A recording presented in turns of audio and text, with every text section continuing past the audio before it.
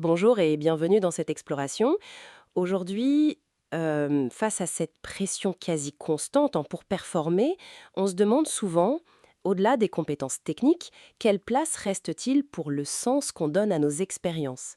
Nos sources nous amènent à parler de subjectivation, un terme peut-être pas si courant. Oui, alors la subjectivation, c'est, comment dire, c'est ce processus euh, essentiel par lequel un individu devient vraiment acteur ou actrice de son propre parcours, en s'appropriant ce qu'il vit, quoi. C'est sortir du rôle de simple exécutant ou de juste réagir aux événements. D'accord, c'est passer d'objet à sujet, si je comprends bien. C'est exactement ça. Devenir sujet de sa propre histoire. Alors, voyons ce que nos documents nous disent là-dessus. Il nous propose un parcours assez riche, des racines philosophiques, psychanalytiques, jusqu'aux manifestations très concrètes, au travail, dans la vie de tous les jours. L'idée, c'est de saisir comment on se construit comme sujet et pourquoi c'est si important aujourd'hui. Alors, pour commencer par les origines, c'est assez éclairant. La philosophie, si on pense à Foucault par exemple, il nous aide à voir comment les normes sociales, bon, elles nous façonnent, bien sûr, mais paradoxalement, elles créent aussi des espaces. Des espaces où on peut se construire de façon singulière, trouver une forme de liberté. Ah oui, le pouvoir n'est pas que contrainte, il produit aussi quelque chose. Voilà. Il produit de la subjectivité. Et la psychanalyse, elle met l'accent sur quoi? Une dimension plus intérieure. Les textes mentionnent Freud, Lacan ou Lanier. Exactement. Perspective psychanalytique, elle insiste beaucoup sur l'intégration des désirs inconscients, des conflits internes. C'est une autre facette. Et surtout sur cette idée clé de symboliser son vécu. Symboliser, c'est-à-dire? C'est transformer une expérience brute, parfois difficile, hein, comme un traumatisme, en une histoire, une narration, quelque chose qu'on peut se raconter, comprendre, partager. Lui donner du sens, en fait. C'est ça. C'est un travail psychique fondamental pour devenir sujet. D'accord. Et ces différentes approches, philo, psychanalyse, elles convergent aujourd'hui en psychologie clinique vers une vision plus dynamique. Oui, on voit ça comme un processus continu qui se nourrit de notre histoire personnelle, de nos relations, mais aussi du contexte social et culturel.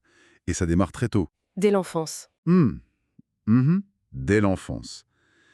Quand un enfant, aidé par le regard et les mots d'un autre, apprend à nommer ses émotions.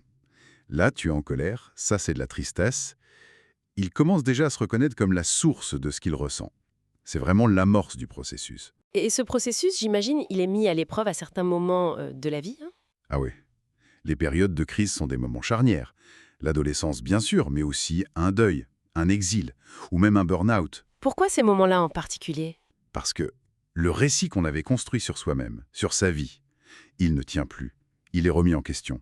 Il faut reconstruire du sens. Et c'est là que la thérapie peut jouer un rôle? Tout à fait. La thérapie peut offrir cet espace sécurisé pour retisser ce récit, pour symboliser ce qui a été vécu, mettre des mots dessus, et par là, retrouver une capacité à agir sur sa propre vie, reprendre un peu la main, quoi. Il y a l'exemple de Camille, 17 ans, dans les sources. C'est assez parlant. Oui, elle découvre en séance que son angoisse est liée à un sentiment d'intrusion, le simple fait de nommer ça, de le comprendre. Ça change quelque chose pour elle? Énormément. Ça lui redonne une marge de manœuvre, une forme de liberté intérieure. C'est le pouvoir de la mise en mots, passer de subir passivement à pouvoir penser l'expérience. C'est fascinant. Et cette capacité à donner du sens, si cruciale en clinique, on la retrouve aussi, ou son absence peut-être, dans le monde du travail. Ce n'est pas qu'une affaire intime alors. Non, non, absolument pas. Les sources insistent beaucoup là-dessus. Le travail est un lieu majeur où cette tension se joue au quotidien. Le salarié, il négocie en permanence, consciemment ou non, entre les attentes de l'organisation et ses propres aspirations, ses valeurs. Et cet entre-deux, c'est là qu'il y a un espace pour la subjectivation. Potentiellement, oui. C'est là que ça peut devenir intéressant. Parfois, une contrainte professionnelle, au lieu d'écraser, peut devenir un moteur. Comment ça? Devoir améliorer un processus malgré les difficultés, trouver une solution innovante sous pression, c'est transformer quelque chose de subi en action créatrice. On reprend la main, en quelque sorte. Voilà. Et c'est pour ça que l'autonomie au travail est si importante. Avoir une marge de manœuvre, pouvoir influencer sa façon de faire, ça crée ce que les textes appellent un espace d'initiative subjective.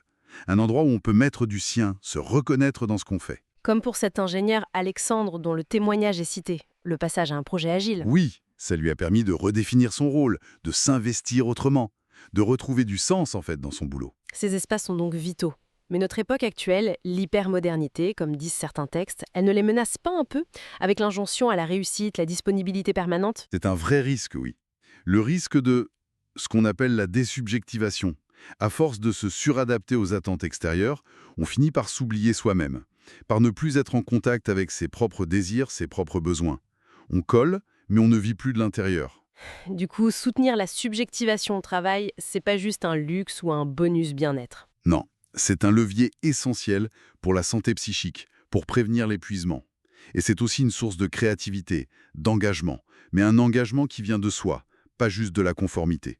Et concrètement, comment on peut favoriser ça dans une organisation? Ça peut passer par des choses euh, assez simples, mais importantes. Instaurer des temps, des espaces, pour parler du travail réel, du vécu. Pas seulement des objectifs et des résultats. Exactement.